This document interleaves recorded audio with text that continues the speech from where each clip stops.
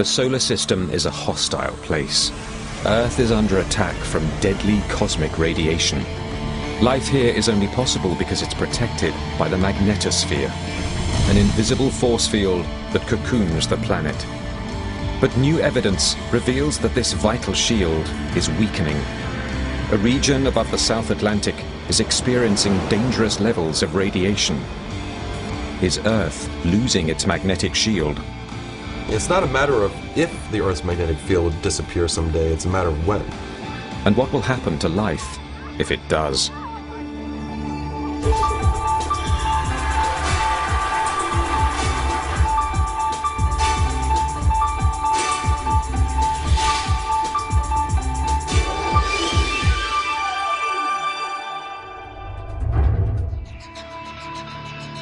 Like a giant umbrella, Earth's magnetosphere shields us from the steady stream of cosmic radiation that fills our solar system. Exposure to this is deadly. The magnetic field coming out from the Earth makes a big bubble around the Earth, the magnetosphere, that protects us from the most violent actions of the sun.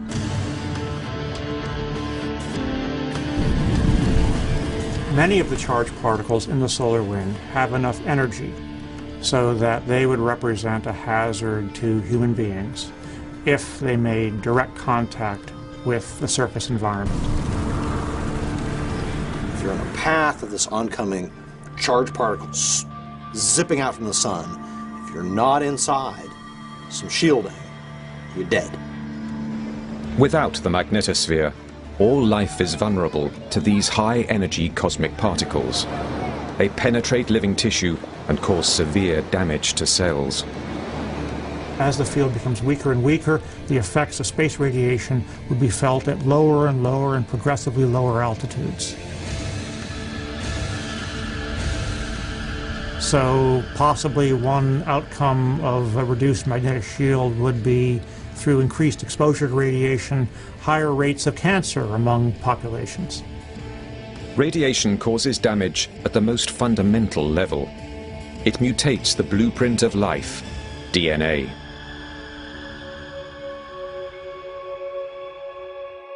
Earth's magnetosphere is our crucial defense. It's so fundamental to our evolution and continued existence that the race is on to understand why it's changing. Although scientists can peer millions of miles into space, they still can't see the Earth's magnetic field. NASA scientist Dr. Mario Acuna's simple demonstration helps us to visualize its basic structure. We can use a real bar magnet to visualize what the magnetic field of the Earth may look like. So we're going to put this under this piece of cardboard here, and now we're going to sprinkle slowly some iron filings. In school we all play with iron filings, and we sprinkle them on a bar magnet, and we see these lines that form that go from the north to the south, and that in effect basically describes the rough geometry of the Earth's magnetic field. So just as iron filings arrange themselves around the north and south poles of a bar magnet, the Earth's magnetic field spurts out like a fountain at the magnetic South Pole. It encircles the entire planet and streams back down into the Earth at the magnetic North Pole. Scientists believe it's generated 3,000 miles beneath our feet, deep within the Earth's interior.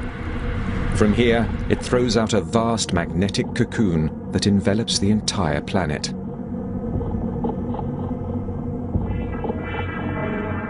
This blocks out the solar wind, a constant barrage of superheated charged particles streaming from the sun at up to 1 million miles per hour.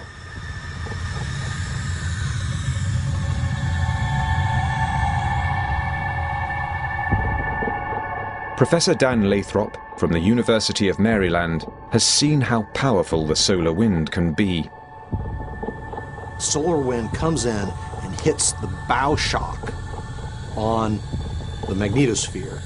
and tends to just go around then, right? The whole thing's shaped kind of like a big tadpole. Most of the radiation then ends up streaming past the Earth. A little bit leaks in and hits the atmosphere near the poles. In polar regions, where the magnetic field is weakest, auroras glow in the sky. These dazzling displays of colored lights form when solar particles slam into gases in our atmosphere, causing them to glow. The stronger the solar wind, the more dramatic the auroras. Although beautiful, they're a sign of the ferocious battle between our magnetosphere and the invading stream of solar radiation.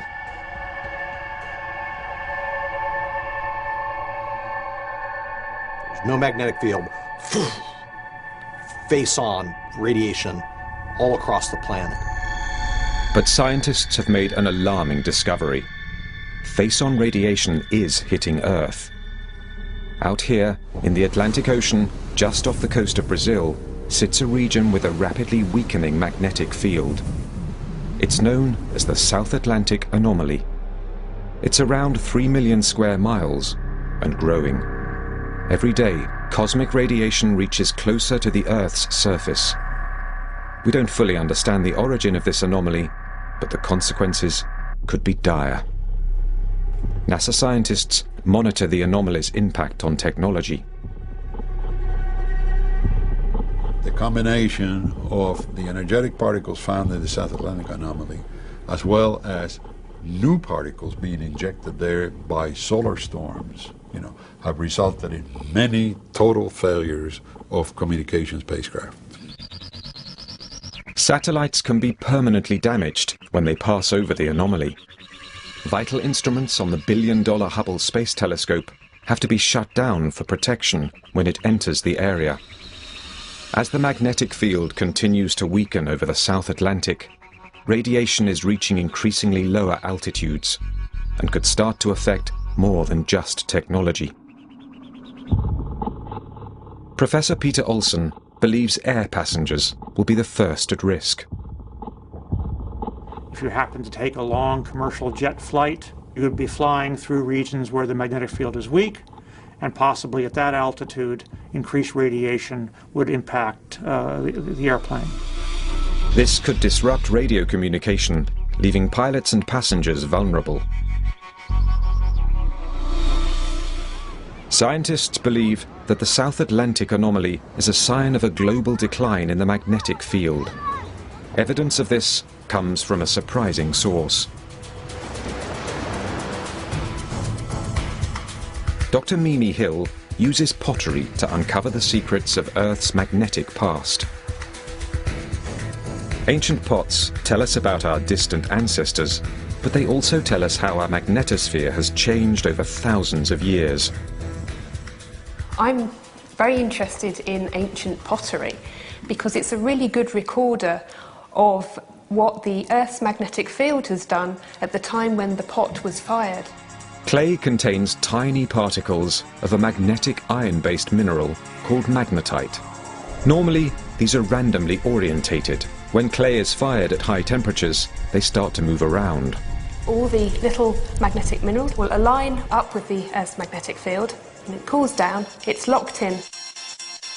As the clay cools and hardens, these minerals become remagnetized by the Earth's magnetic field, locking in a precise record of the strength of the field at that moment.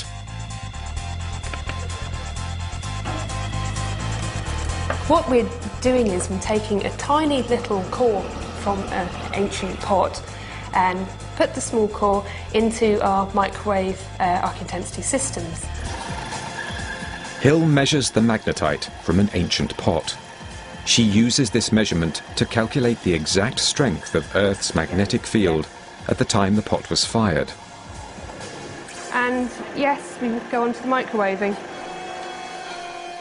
She compares this to samples taken from several pots over the last 400 years.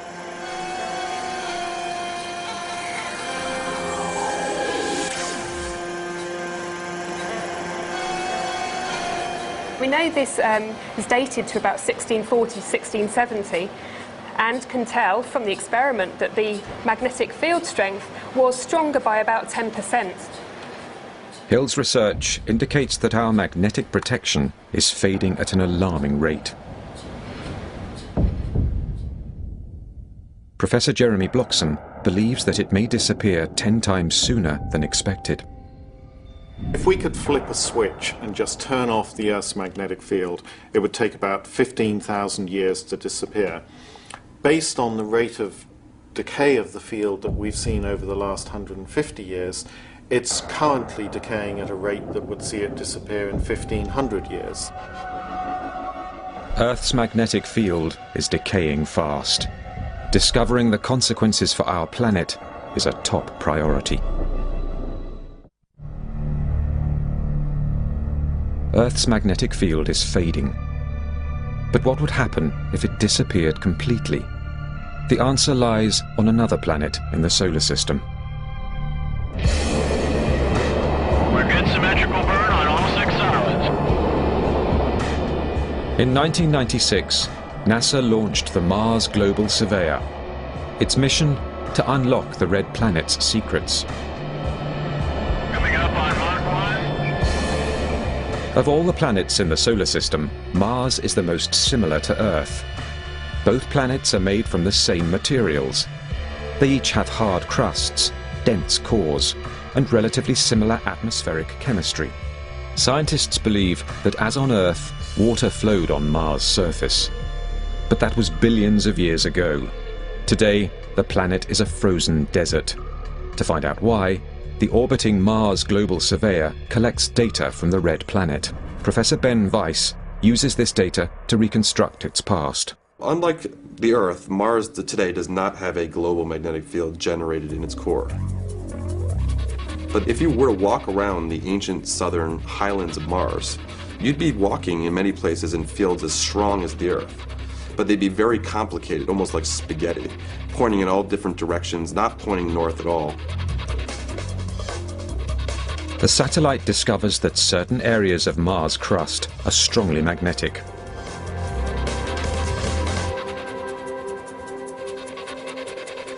It's clear from the fact that the Martian crust is strongly magnetized that there must have been a magnetic field on Mars in the past. Because that's the only way we know to magnetize rocks is for them to form in the presence of a magnetic field.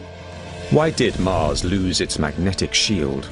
And what effect did it have on the planet? To find out, scientists need to analyze Mars rock. Mars Global Surveyor didn't stop to take samples, but Weiss has managed to get hold of something extremely rare: Martian meteorites. We have some rocks from Mars that were naturally transferred to Earth. These are meteorites that were blasted off of Mars by an asteroid or comet impact. Weiss takes the meteorite sample into a special magnetically shielded chamber. He places it in a superconducting quantum interference device, or SQUID microscope, for analysis. So the magnetic field of a rock is extremely weak. So in order to do that well, we need to make these measurements in a very weak magnetic field. This highly sensitive machine measures the exact strength of the rock's magnetism.